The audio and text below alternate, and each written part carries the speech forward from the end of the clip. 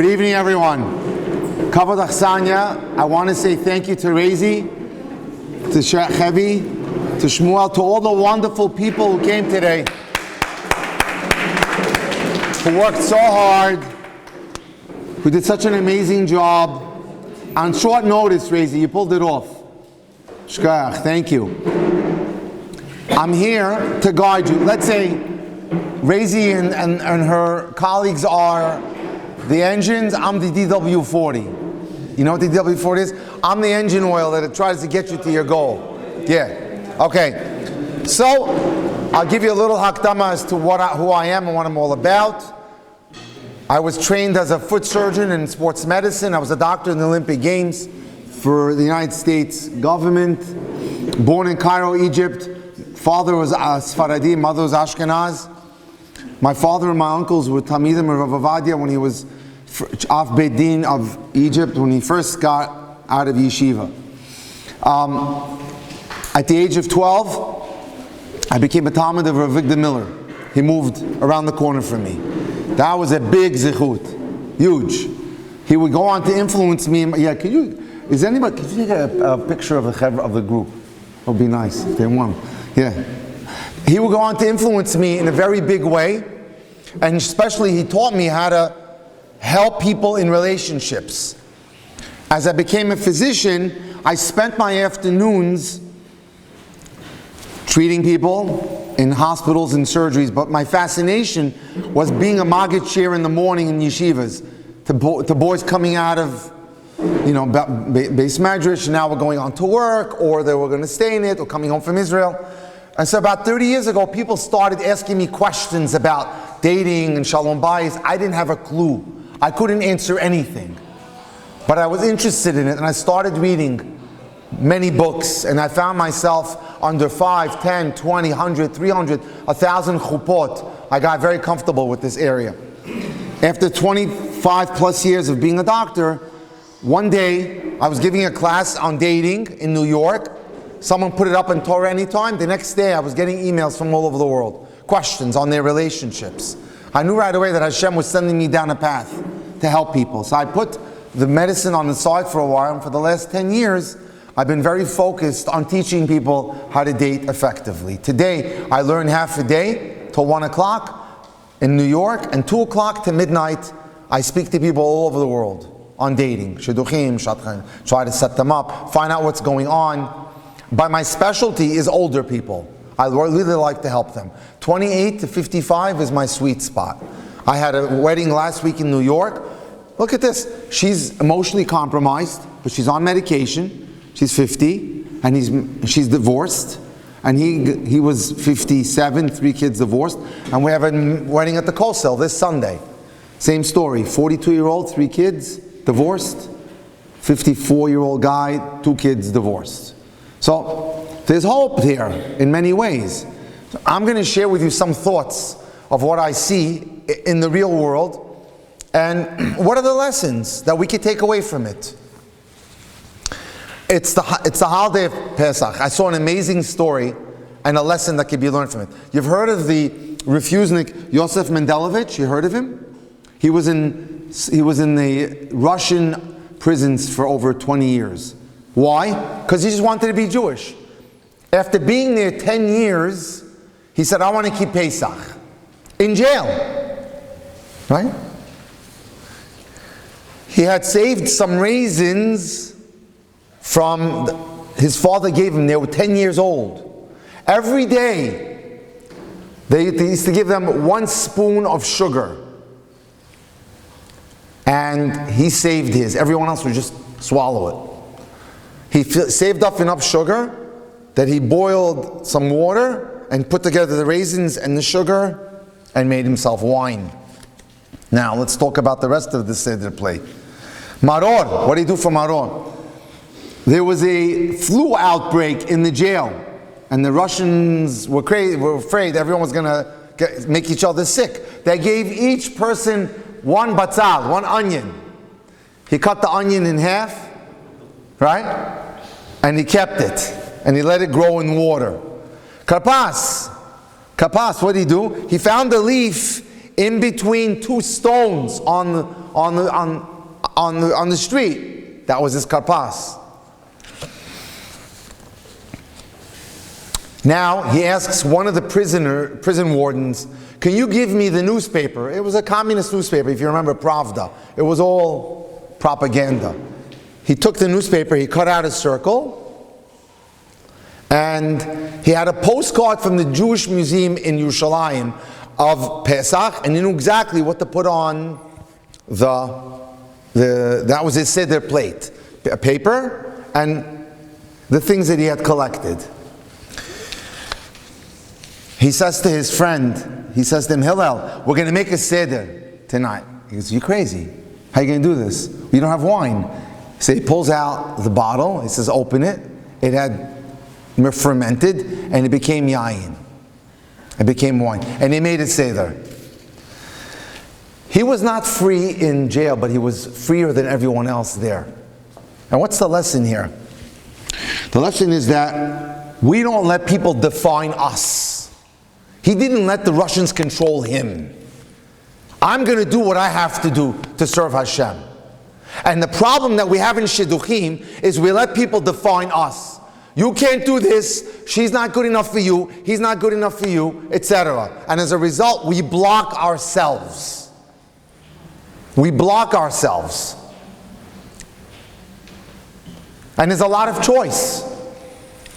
They did a study in New York. They took 2 tables, they put them in a supermarket. 24 jellies on one, 6 on another.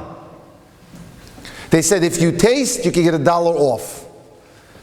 70% tasted more on the 24 versus the 6. Guess what happened when it came to buying? Just the opposite. 70% bought at the 6. People don't like too much choice. And we live in a world today where we have a lot of choice. And we have a lot of resumes, and we have a lot of people that we could look at. How do we get around that? What do we do? Very simple. You need, like we have Waze, you need a GPS. You need to sit down and ask yourself, what are the qualities that I need in a person that'll make me happy? We're talking about midot. Not he's rich, she's tall, she's blonde, blue eyes. I had a girl last week in New York, I want to pull my hair out. 40 years old, 40. She has a sister who's 36, also not married, a sister who's 28, and another one who's 22. I showed her a resume of a guy, he's 42, great job in computers, IT. No, not for me, he doesn't have hair. What are you, crazy? How could you take a position like that? You understand? No, I have to have a full set of hair for a guy. Let's get realistic. There's a woman called Gila Mandelson who became Choser B'Tshuvah in Israel. Brilliant woman. She came to America. She came from America on a Project Birthright trip. And someone took her to a frum wedding in Yerushalayim. And she was fascinated by what she saw. Fascinated. I need to discover, this is my Mesorah. I want to know about my Yiddishkeit. And she goes to Neve Yerushalayim and she becomes frum, and someone sets her up with a guy that's learning in Esha Torah, and they're dating, and now it's almost time to get engaged, but he tells her, good guy, before I get engaged to you, you got to meet my Rebbe, and I want him to make an opinion on you. Tell me about you. What do you think of you? Okay. I think it was Reb Noah Weinberg at the time. And he brings her in. The rabbi is very nice to her. He says, have a seat. He starts asking her about her life, what she does, what she went to college for. And she says, yeah, I'm doing well. I'm answering all the questions correctly. Then he asks her a question. Gila, what's love? What does love mean to you? And she said, yeah, I was doing so well so far, I can answer that question. Listen to her answer. Rabbi, love is the feeling that you have when you feel like you have that feeling. And she blew it. She knew, I didn't know where to hide. She didn't know where to hide. Here I am getting ready to get married and I can't even define what love is. And she says to herself, can't be a feeling. If you base it just on physical attraction, on the feeling, that could lead you to a very bad person, an immature person, an abuser, or someone that's totally wrong for you. Feelings are fickle. They're here today and they're gone tomorrow. So it can't be about a feeling. She says, I started thinking about it. I said, no, it's got to be based on something deeper. Character and values. Is he honest? Is she kind? Is that person considerate? Are they generous? Do they have any anger issues? Are they makpidim? They have to have it their way? So she says, let me tell you what love is, because the Rosh Yeshiva told me what love is. Love is the attachment between a man and a woman that comes because they appreciate the other person's goodness in their actions and in their words. There's goodness to them. She went on to become a therapist. And she tells a story. I had a couple. They came to me. Where not from? Larry and Linda. They were agreeing on everything. They like the same music. They like the same Indian food. They like to travel in the same places. Everything agreed on. Everyone was jealous of them. Larry and Linda are now divorced. What happened? The answer is, Larry and Linda didn't understand that marriage is a spiritual path. Because they didn't understand marriage is a spiritual path, they never committed to any kind of personal growth. One of the questions I asked tonight when we were doing this, how have you grown? Right, girls? Guys? In the last 5 years. What are you doing to grow as a person? Because Larry and Linda didn't understand that marriage is a spiritual path. There was no growth. Larry only cared about Larry, and Linda cared only about Linda. And the marriage basically fell apart. So you have to look beyond the person. Let me tell you an interesting story. Years ago, medicine wasn't what it is today. Today we have a lot of advancements. There was something called a strawberry hemangioma. That means you were born with a big blotch on your face that was red. There was a baby born, her name was Kelly, with this strawberry hemangioma. As she grew up, she went to school. She wasn't even Jewish. And it was okay, but when she got to high school, already it was boys and girls together. It was boys and girls together. She got, uncomfortable, so she hung out with the girls. After high school, some of her friends got married. She decided to move to New York. She had a roommate. She got a roommate. One day, she used to avoid boys because she was embarrassed of this disfigurement on her face. One day, her roommate used to get dates all the time. She came home and she says, I'm so late. My date's going to be here in 10 minutes. Could you do me a favor, just sit with him for 10 minutes?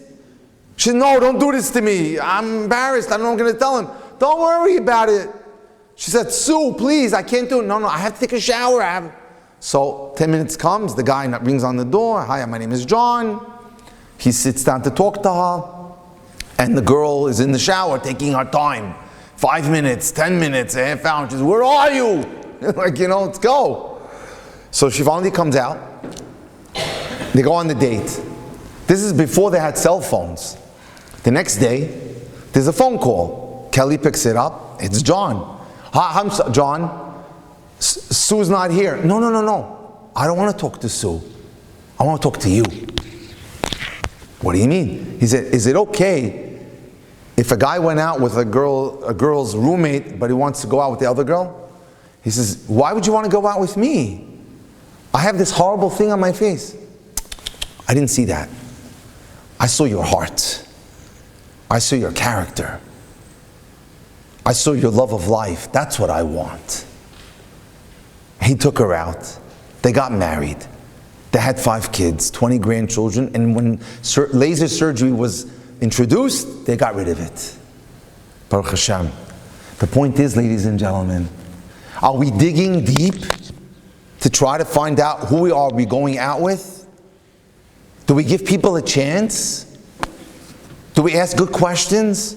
You see this? I was using a lot of my work tonight from this. I created something called a PDF of 100 questions. I'll be happy to share it with any of you. I'll send it to Razy. You can email me, you can WhatsApp me, whatever you want. Good, solid questions is the key to good dating. Communication is so important. Oftentimes, when I hear that someone is telling me, I'm going out with her, but I'm not feeling it. You're not feeling it because you're not trying hard to ask better questions. You're not digging, you're not being vulnerable. You have to open up. You have to share your life. You have to prepare going into a date. Don't just go in and say, okay, what's going to happen? Ask good questions. Show interest in the other person. Because when you ask good questions, you make the other person feel special. And they'll open up, and now you have something going. You make a connection. That's critical. And that's how you advance the process. Very important. People ask me, how do I know if I'm with the person that's my soulmate? How do I know? I'll show you. Very easy. There's a formula. In English, it's called the PAIR formula. P-A-I-R. P, physical attraction. You must be physically attracted. You must. That's a chov. It's a chiyuv. It's absolutely your obligation. It could take time. Sometimes 2 dates, sometimes 5, sometimes 7 or 8. But it's certainly made better with good communication. A, admiration.